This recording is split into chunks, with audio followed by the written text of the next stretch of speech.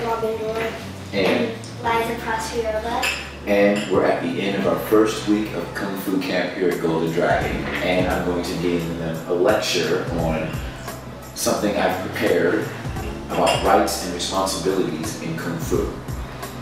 Now, when I was first told to do this lecture, I was told that I was going to observe you guys during training and then build something around that. But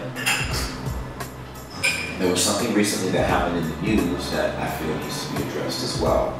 And it also ties in to what I wanted to talk about. But first, let me ask you guys, what do you feel are some of the responsibilities that you have as Kung Fu artists, as Kung Fu practitioners? Well, one of the main responsibilities we have, keeping track of things, because I just have trouble with that, because I would distract and I wouldn't know where to find anything.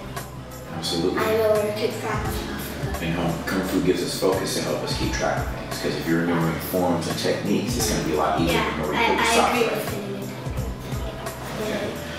Well, in my opinion, one of the biggest responsibilities of learning Kung Fu is knowing when and when not to use it. Because when it all comes down to brass tacks, every martial artist worth the salt knows this. For all the forms and punches and techniques we're learning and the peaceful path and everything, we are learning an art that is designed to hurt people. But we're learning it so that we don't have to. So, going on to what happened, there was an incident in the news in Charleston, South Carolina, where a severely unbalanced individual committed a heinous act of violence toward people in a community because of the color of their skin and where they were from. Now, we have something in the American Constitution called the Bill of Rights. The second part of that Bill of Rights gives us the right to bear arms. That means that as long as you're an American, as long as you're an American, as long as I'm an American, we can take up weapons or arms to defend ourselves from anyone that's doing us harm. That is our right, and it's a human inalienable right if you ask me. Anyone, anywhere should be able to do it. But a part of that comes with responsibility of knowing when, how, and why to use those arms. This said individual, Dylan Roof, didn't know about those responsibilities, and it got a lot of people hurt. Now, there's this old legend in Chinese history about this guy named Pak Mei, or White Eyebrow as it was called, who was one of the most proficient martial artists in history. Like, I'm talking about, this dude would put Bruce Lee like in a little hurt lock, and Bruce Lee would be like, you know what? Round two, dudes, round two. So he learned from a lot of other prestigious masters who developed their own art, and he used that to develop his own art called Lotus and White Eyebrow. Yeah, you heard about that, right? It's one of the deadliest arts out there. Unfortunately, he also didn't know about the responsibility that martial artists have, not only to themselves and to their art, but to every living being in the world. And that is to do no harm unless harm is coming to you or someone else. He ended up like messing up the Shaolin Temple, beat up a whole bunch of people really bad, and his style that he developed throughout his life ended up being kind of shunned as a taboo art because of that, because people only saw it as a way to do harm. So, I say all that to say, when you're granted an opportunity to gain a lot of power, you have to also remain humble. That's a part of the reason that here at Golden Dragon we don't use belts. Because we were talking the other day, am I right? About all the black belts that we saw in that video. You're like, what did he use the belt for? And what did I tell you? To hold your pants up. And who else said that? Demon? I'm pretty sure he said it too, but I'll give you a hint. Who else said it? Bruce Lee. That's right. A belt is just used for holding your pants up. Because I know this from personal experience, even before I started training here at Golden Dragon. A person can have a 3rd, 4th degree black belt and still get punched in the face just the same as a white belt, even by a white belt, whether it's a fluke or natural skill on the part of the white belt. Another reason we don't use belts here is because it classifies people into a seniority system. The master trains every person for themselves so that they'll be able to train everyone else for themselves. That's how he's been training me, that's how he trained Dima, that's how he's been training every single one of his students. Because it gives us a sense of humility to know that even as we progress and get better in our art, there is no end. There's always going to be something we can learn. I learn stuff from you and you all the time, whether you know it or not. I hope you guys learn something from me all the time because I try my best to teach you while I'm learning. But let me ask this. If we had belts, do you guys think there would be like a power dynamic or a seniority shift? And how would that affect our training? Okay, well let me ask you this. Let's say you came into the school and you weren't like attached to the school or anything like that. And they decided to make you a white belt to start. And you stayed a white belt for the longest time and you came in with Finnegan, who was also a white belt. And there were certain things he could do as far as techniques that were different from yours and the master thought it was better. So he progressed him through the ranks and he got yellow belt, orange belt, green belt, blue belt, way before you even got a yellow belt. How would that make you feel?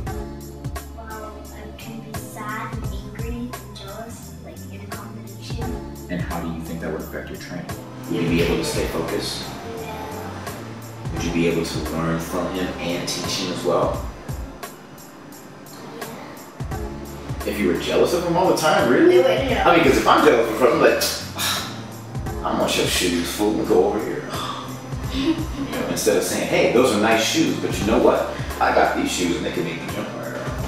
They can't though. Shoes can't make you jump higher no matter what commercial says. So we're clear.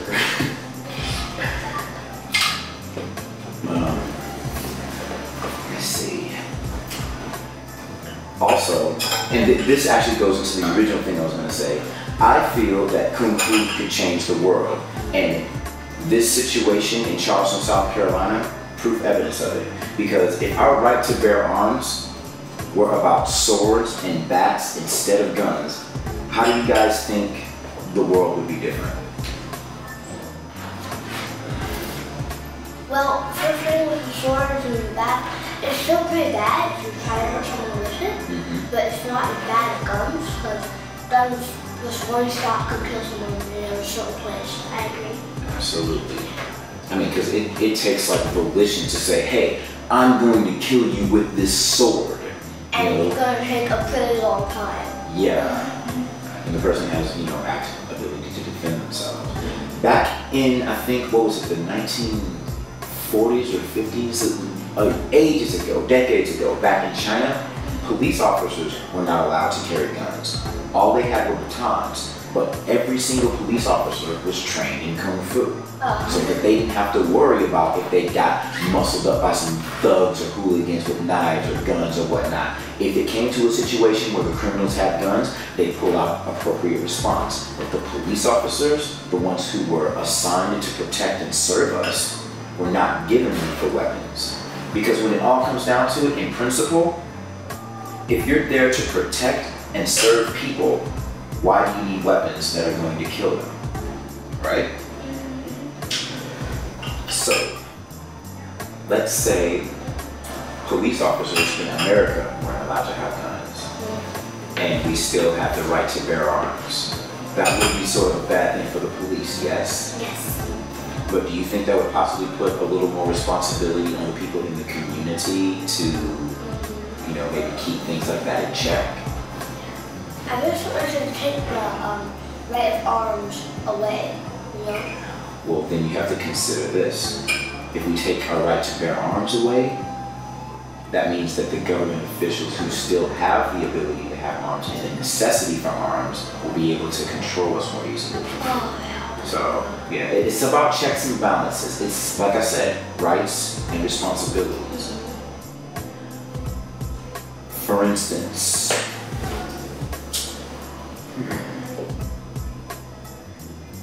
yeah, nuclear bombs.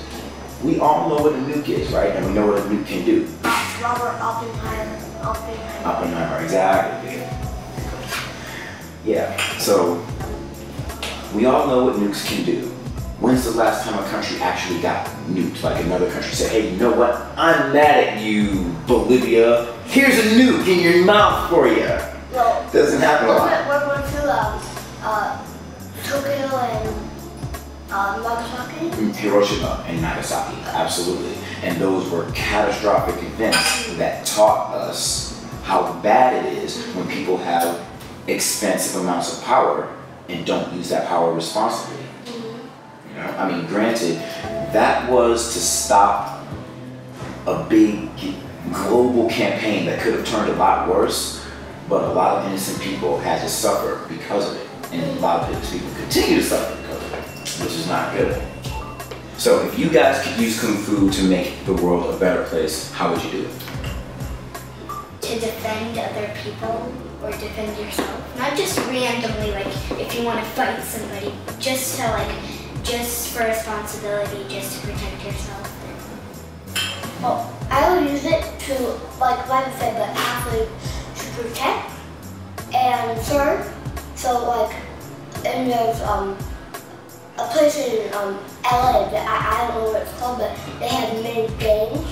Like games that just take people for random. I know the area you're talking about. What? Where? I want to say like Compton or South Central, around that area. Yeah, I know that area. Gang activity is pretty rampant up there. And obviously to protect, and it could help people because also Chinese martial arts, so but not just Kung Fu. Tai Chi could help like bad people like perfect censor themselves. Indeed. So that would be. That's absolutely right. Like imagine if you saw a whole bunch of Bloods and Crips in the middle of like Alvin Park just doing like Tai Chi. That'd be so cool. Unity. And they like take out their knife.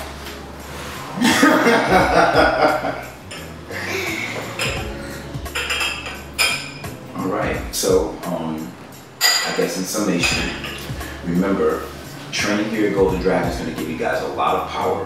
Remember to use it responsibly, use it for good, but don't let anyone tread on you. Nope. Indeed. So you could wear like a force field around yourself, like Well, Kung Fu is your force field. Sometimes I say, I know Kung Fu to my friends. Sometimes if they like want to say something bad, I know Kung Fu. They're like, okay. See, you don't even have to flex power like that. You say, hey, I know this, and then they just fall apart.